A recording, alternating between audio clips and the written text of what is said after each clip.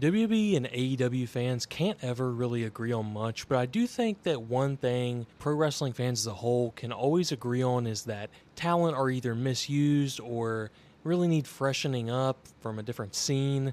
So I think that's one of the main reasons that I wanted to talk about the topic in today's video. And that is going to be going over some potential trades that theoretically WWE and AEW could make. Now, obviously, this would never happen. This isn't a real sports setting. This isn't the Jacksonville Jaguars and the Cincinnati Bengals making a trade to try and improve each of their teams. Talent is something that both of these companies want to hoard, and they all want to have the best talent.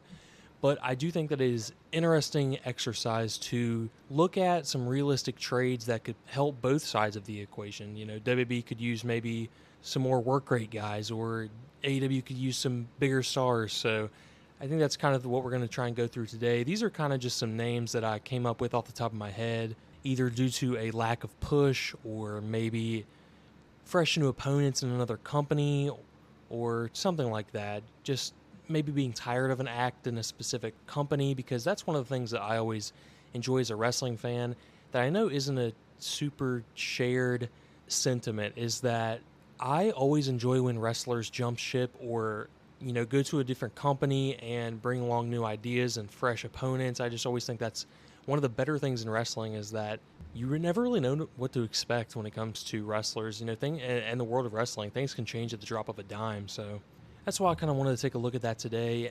Like I said before, this is going to try and be realistic for benefits on both sides.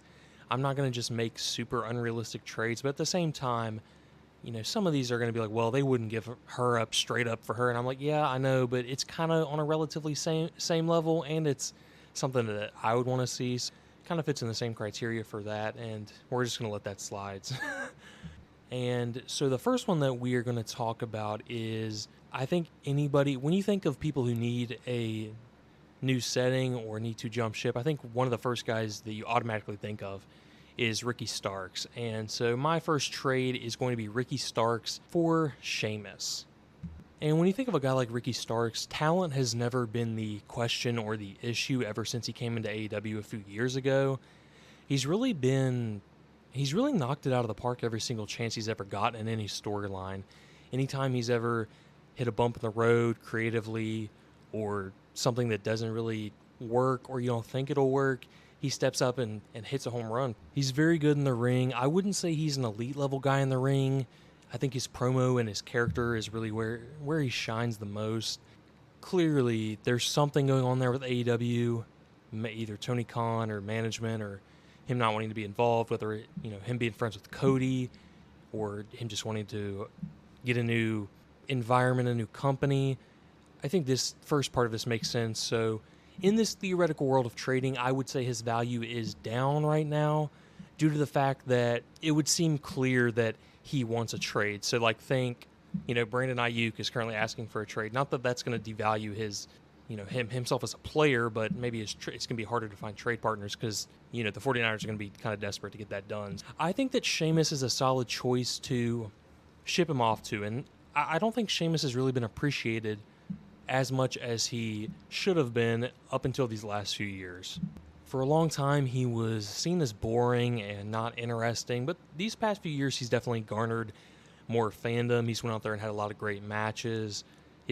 Essentially his whole character is just having good matches now, and so I think that would really fit well within AEW, and he would just have so many guys that he's never gone up against because he's been in the WWE, for 15 years at this point.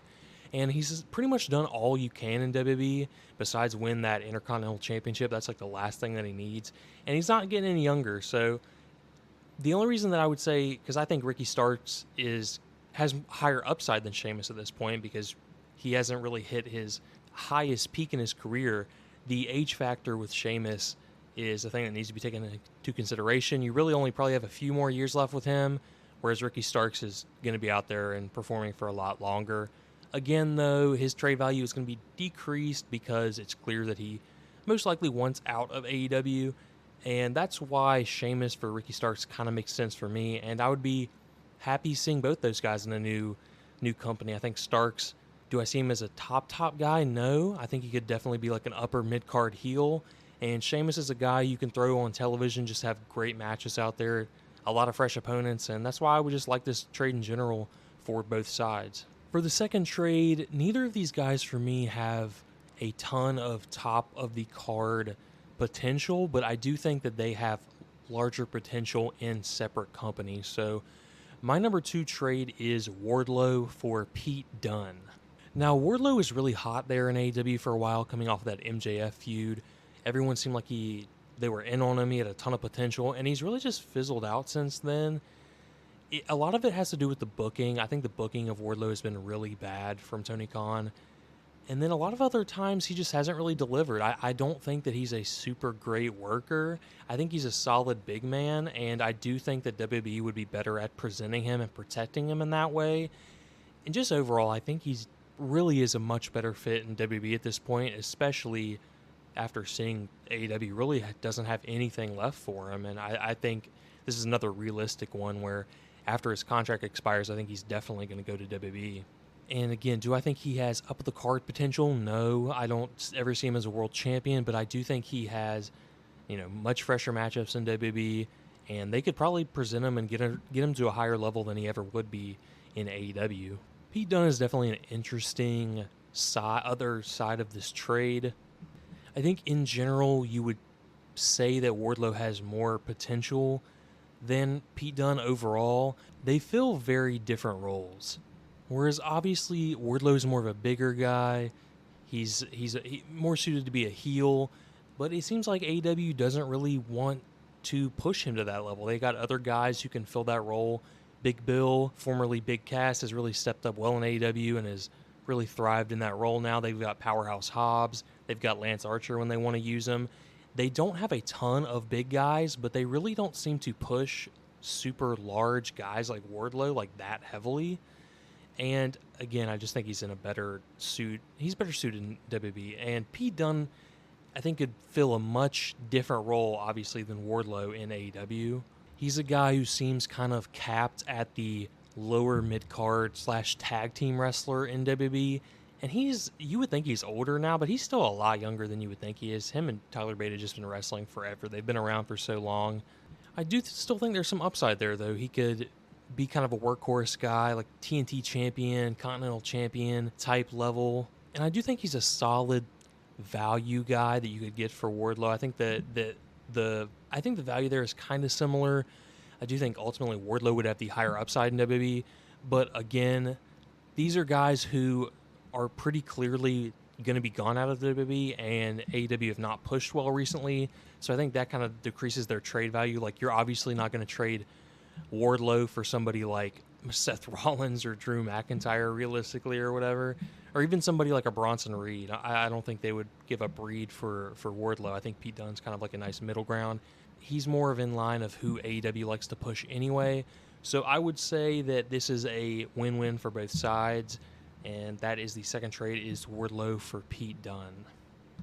The third trade is the first one where I kind of think people would be like, oh, this isn't realistic, or WWE would never do that, and that's probably true, but this is just kind of I think when you take everything into consideration, it could be a realistic type trade. Maybe it was more realistic when Andrade was in AEW, but the third trade, I have Charlotte Flair for Chris Statlander. Now, again, would this happen? No, I don't think WWE would give up Charlotte Flair like that. Do I think AEW would want to give up Chris Statlander? No, I really enjoy her work in AEW, and I think she's done a really solid job, especially since this last heel turn. And Charlotte Flair seems like a WWE lifer to me. I really do think, though, that this could be a super interesting trade and could lead to some nice upside for both companies. Charlotte could be a nice boost to the star power of the women's division that's already kicking it into high gear, and their women's division is really good right now.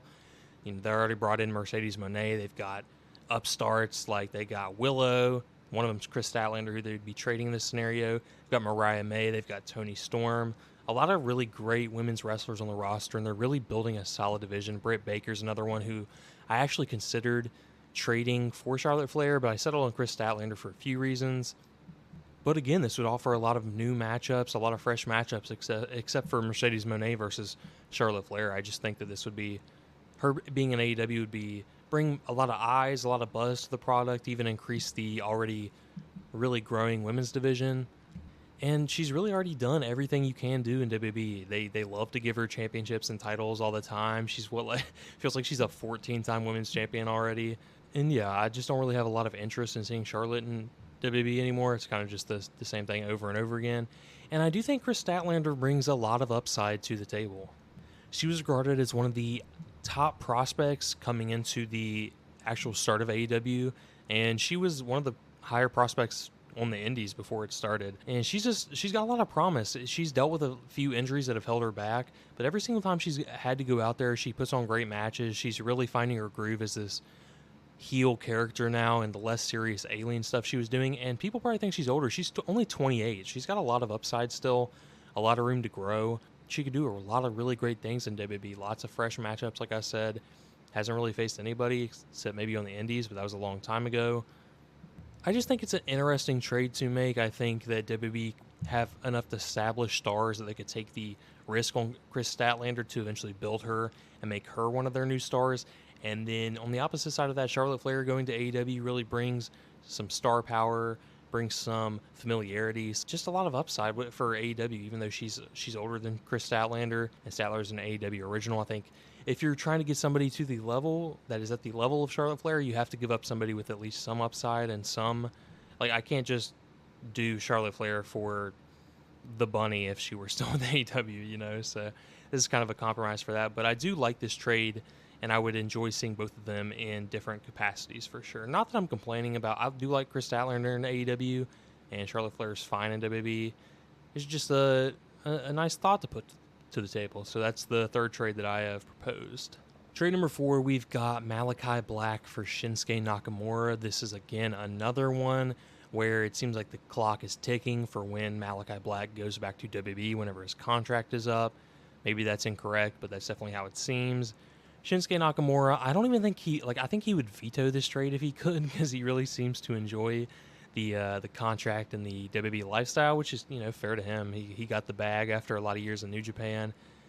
I just would like to see this. I think that Nakamura doesn't really get used enough. He doesn't pick up enough wins, and he's kind of just a goofball now. You know, I think he has higher upside than that. Maybe he doesn't anymore because of his age. On the flip side of that, I really just don't like Malachi Black in AEW. I really don't like the whole House of Black thing. You know, maybe we could do a package deal with Malachi Black and Buddy Matthews for Nakamura. Keep Brody King, because Brody King's, I enjoy Brody King in AEW. But yeah, this is more so a one where it's like, oh, well, I'm not really loving what Malachi Black is bringing to the table, and he seems like he's a guy who's going to go back. So might as well try and get a little bit of value, see if there's anything left there with Shinsuke. If there's not, you know, at the end of the day, you can just run a program with him and Okada for nostalgia, and that could be a decent enough value to get out of it. Trade number 5 is the first tag team one on the list, and this one might be pretty unrealistic because both of these teams are very established in their company, but I feel like they're both personally very stale, and I would like to see them in new directions and new opponents and just doing something different. And this is the Acclaimed for the New Day, Xavier Woods and Kofi Kingston. I guess you could throw in Big E, but he's not really a wrestler anymore. I just think that the Acclaim's act is pretty tired in AEW now. I would just like to see them have some new opponents, do some different stuff. I think that their act could be really over with the WWE audience. They could fit in like a glove there. And the opportunities are endless with the New Day in AEW. Obviously, the first thing you're going to do is the tag team match against the Bucks, or a combination of Kenny and somebody else, since they had that feud so long ago. Kind of would be hard to do it now with the current characters, but you can make it work. It just feels like the New Day have done the same thing for genuinely like 8 years at this point. They've done everything they can do in WWE. So many tag team reigns. Kofi got the singles world title run. Big E got the run. Xavier Woods isn't that type of guy. It makes a ton of sense to me to have these two teams switch and freshen things up. Now, do I think that WWE would trade the New Day? No, I don't. Do I think AEW would trade the Acclaimed? No, unless they would get the New Day, then I think they would do it. Maybe throw in some cash on the side with the Acclaimed to sweeten the deal a little bit. I do ultimately think that this would be a fun swap for both sides in general. One of the last trades that I put together was another women's division trade, and this is going to be maybe a controversial one. I do think that it would make some sense though, and that's Asuka traded for Thunder Rosa. Now, both these women are on the older side of their careers, kind of the downward trend of their careers. Thunder Rosa was out for a while with some injuries. Asuka is currently injured, and she's been well established in the WWE, multi-time women's champion, done a lot in the company, but it really doesn't seem like they have a ton left for her to do except occasionally be tag team champion, and it really doesn't seem like they're ever going to push her to that women's champion level again. Thunder Rosa definitely feels the same to me in AEW. I don't ever see her getting to that world champion level again. It kind of just seems like she's going to be doing undercard feuds and maybe occasional title challenges, but I really don't see her being on that level. She doesn't really connect with the AEW audience anymore, and that's why I think it would be a positive change to see if she can try and connect to the WWE audience maybe. Get some maybe new gear, change up your character a little bit, go to a different company, see if you can have one great last run. And I think it's similar with Asuka. I think that trading her to AEW, she could maybe prove that she still has some gas left in the tank, put on some great matches. AEW also has a connection with the Joshi promotions, and that could lead to some fun matchups.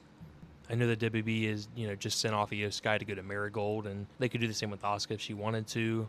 I just think overall it would be a good change, and see if she can go out there, still put on great matches, potentially help put some younger people over.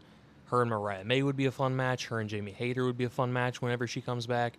Her and Hikaru Shida could be a really good match. Just some examples. And like I said, I do think that Thunder Rosa would also benefit from a change of scenery. I don't think this one is too unrealistic. Do I think that WWE want to trade Asuka again? Not particularly, but if they were sold specifically on the previous upside of Thunder Rosa, at one point she looked like one of the best women's wrestlers in the world. Would they take on the injury risk to see if she can reach that level again? Maybe. Asuka really isn't that big of a piece to give up anymore. They got a lot bigger stars than her. I just think that it would be a nice trade for both sides involved. This last one's kind of a weird one, but I do think it makes sense in general, and that is Dalton Castle for Giovanni Vinci. I think Dalton Castle is such a much better fit in WWE than AEW. He is way more centered on character, and I think he could really get over with the WWE audience. He used to be able to really go in the ring. I think he's kind of washed up a little bit now due to some really rough injuries that he had. He can still go out there and put on some good matches though, and the main thing with him is his character work. He is getting up there in age, but a lot of the most recent WWE stars that have really burst on the scene have proven that age really isn't a big issue at this point. Damian Priest, early 40s, LA Knight, early 40s, and it's not like they've been long-term company guys. Dalton Castle, 38, he could definitely get over in a few years and maybe make that main event level push or upper mid-card push or something like that. I really do think that he could get over super well, but he hasn't really connected with the AEW audience. They haven't really given him a big platform to be fair. And Giovanni Vinci's just a guy I think that you should take a shot on to see if there's anything there. Obviously in the ring he's really good. Maybe you could bring him in and put him in a stable or give him a manager, maybe like a Don Callis or something, and just have him go out there and have great matches. It seems pretty clear that right now the WWE aren't really interested in pushing him after kicking him out of Imperium. And I think this is a lower card trade between two companies that could really provide some upside for both of them. I think that this is a trade that they would actually do and be happy with it on both sides. And that will do it for our little trades exercise that I had planned out here. This is easily a series that there could be multiple parts and multiple videos to, so if you have any potential trades that you would like to see or that you think would make sense, or the ones that I just missed in general, definitely leave them in the comments, and maybe I'll go over them in a part 2 and see how the rosters stack up after we complete these trades. But that is going to do it for me. 7 trades that WWE and AEW should consider doing, and I appreciate you watching. Don't forget to leave a like, subscribe, and I will see you all next time. Bye.